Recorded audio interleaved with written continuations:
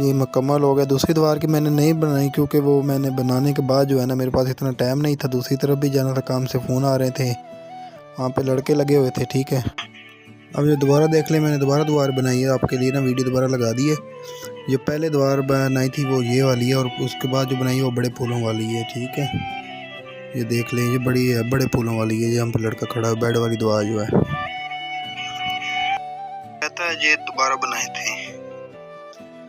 तो जज़ाकल्लाह, वीडियो को लाइक और शेयर लाजमी कर दें। ये छतें हैं कुछ आपके साथ शेयर कर रहा हूँ, देखें और देखने के बाद वीडियो को लाइक और शेयर लाजमी किया करें। जज़ाकल्लाह।